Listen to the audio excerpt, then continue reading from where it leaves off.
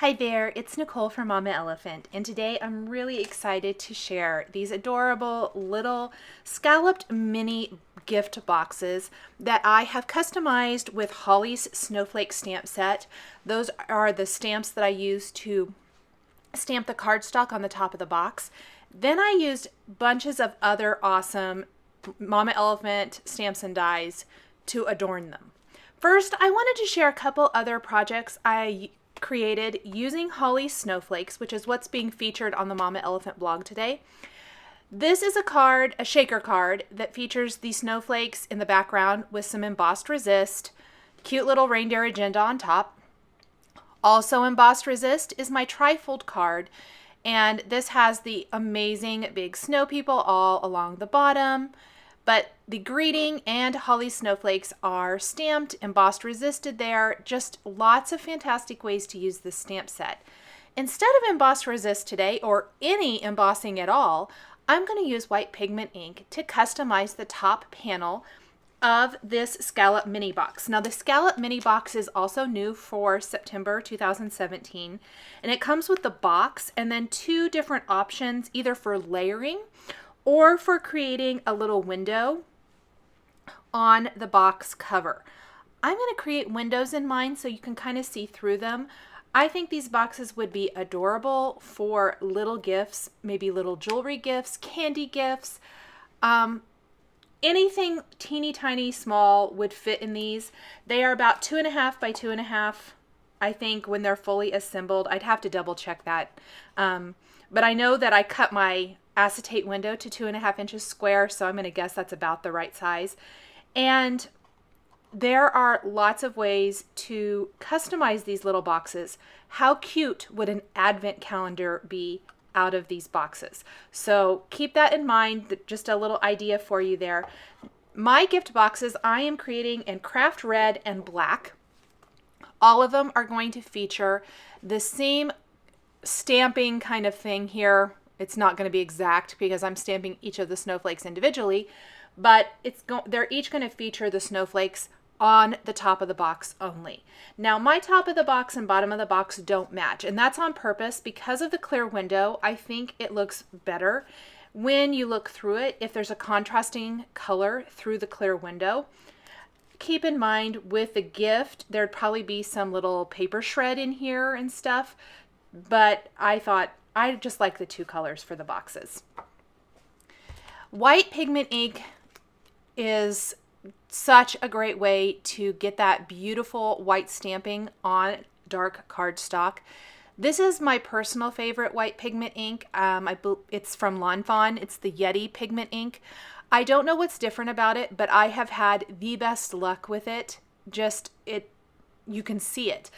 Some white pigment inks I think kind of fade into the background, but I have never had any trouble with this one. So it's the one I reach for again and again.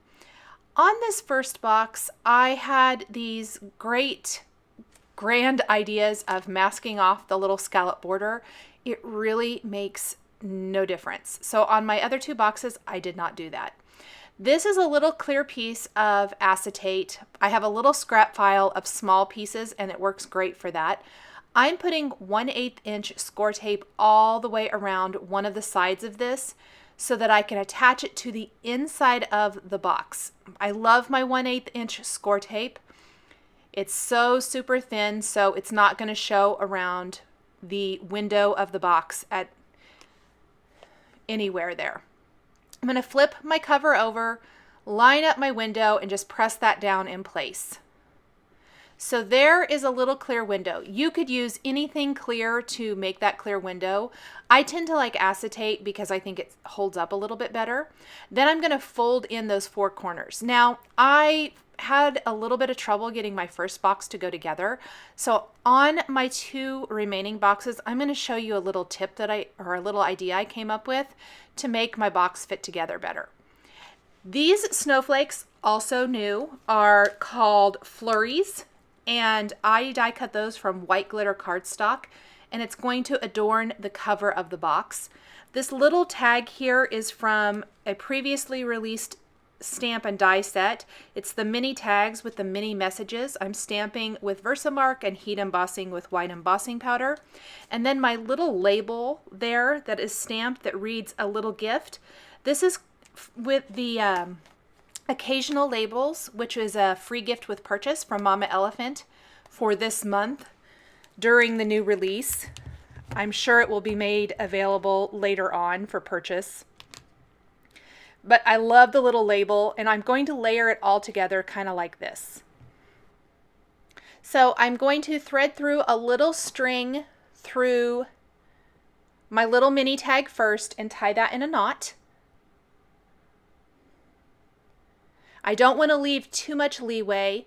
I really feel like these mini tags are proportionally perfect for the scallop mini box. They're not too big.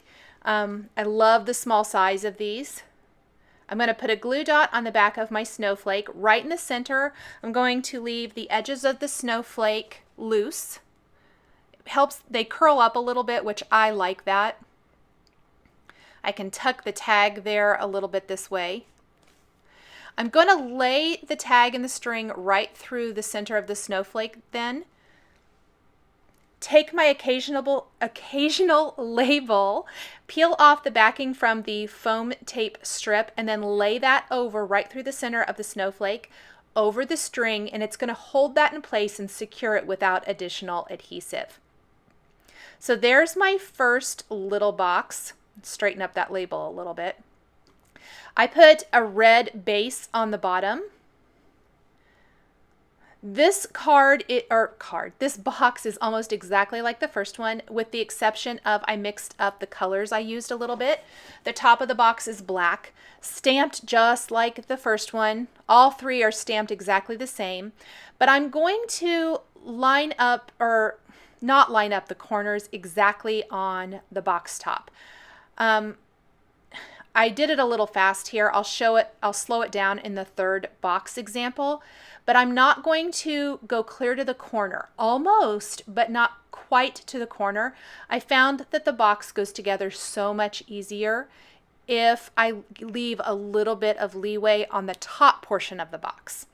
Another snowflake from the Flurries die collection for the acetate window. Just like before, the only difference is the color of the tag and the greeting.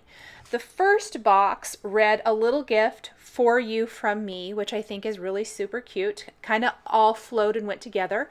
So does this one. The occasional label is going to read, "Let it snow," and the tag reads, "Ho, ho, ho." I don't know why. Maybe I was just kind of silly. Maybe I'm tired from all the projects this month, but I found that hilarious. I thought it was kind of cute and clever. And I love finding ways to make my older products work with the new products. There's nothing that makes me happier than being able to mix and match those things together. This is my third box, and the difference with this one, it's going to be a little bit simpler. The cover of this box is going to be red. I went ahead and I'm going to stamp right on the acetate window for this with a retro holiday label. I love these because I thought they kind of gave that look of an old-fashioned etched window, storefront window. And these are just so much fun. I love these. These were released last year in 2016, I believe. And again, it's another product that I love finding new uses for. I am stamping on that acetate with cotton white Stazon ink. And this takes out all the steps of adding additional embellishments to the window itself. There are no additional embellishments. The stamped greeting on the window of this box is it. And even though it's simple, I think it's really eye-catching.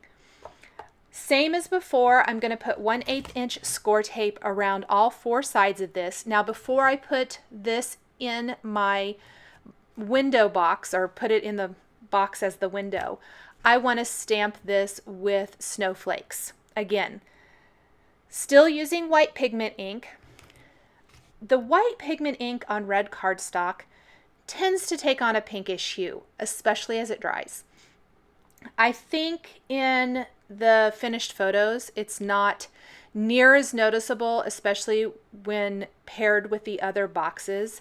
But if that bothers you at all and you don't want it to kind of have that pinkish look to it because it's it absorbs into the paper, and I just think it's not as crisp white as it could be, I would recommend stamping with Versamark and heat embossing your design with white embossing powder if having a super crisp white image is important to you. I ended up really kind of liking how this looked, so I left it, but I wanted you to know that white pigment ink can tend to do that a little bit.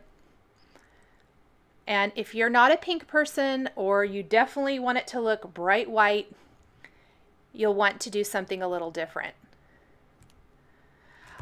I stamped my first box cover before die cutting, and then the other two I die cut the window first. It's just personal preference. However, if you die cut it first, you have a nice solid label shape that you could use on something else. The first card, I have a snowflake label shape, which is still fine. I think just punch a little hole in it, put stamp to and from on it, and it's a fantastic little holiday tag, great for packages. So try to find a way to make the most of all of those little scraps like that. These are perfect little labels, and so they're great for other projects, even though we're not using them for these gift boxes here. Now, once I have this cover all stamped, I am going to go ahead and peel off that 1/8 inch score tape from around the 4 edges and pop it here to the inside of my box before I assemble the box. This is the box where I'm going to show you a little bit in better detail. I think I'm more in the camera frame, how to put the box together so that it fits on the base. I'm using wider score tape on these tabs to assemble the box. It's nice and strong, and I really like that because I do not want my box to come apart. I'm going to fold in a couple of the edges here, and then I'm going to pull off that backing paper and then not go clear to the corner when I assemble that. I'm close, but not all the way to the corner. When I assemble the bottom of the box, I'm going to assemble it with the corners squared. For this, I'm leaving just a teeny tiny little area, and I promise your box is going to go together so much easier. For whatever reason, I just could not get my two halves of the box to fit together before, and this really helped. You can see it pops right on there. Fits great, no trouble. And I smeared a little bit on my windows, so I cleaned that off real quick. So here are the two different designs. And my box is, you can see it's kind of poofing out a little bit. I usually take my bone folder to those score lines and fold it, and I didn't. So I'm just going to kind of pinch each of those sides and make my box fit together a little bit, or sit a little bit nicer. It'll look much nicer this way. Take another look at all 3 boxes now, red, craft, and black. 2 of them are adorned with flurries and some greetings, and 1 has a stamped acetate window. Thanks for joining me today for these scalloped mini boxes featuring the Holly's Snowflakes stamp set. The supplies I used to create these boxes are listed and linked below the video here on YouTube. Here are a couple more videos featuring Holly's Snowflakes that you might be interested in. Thanks for watching, and we'll catch you next time.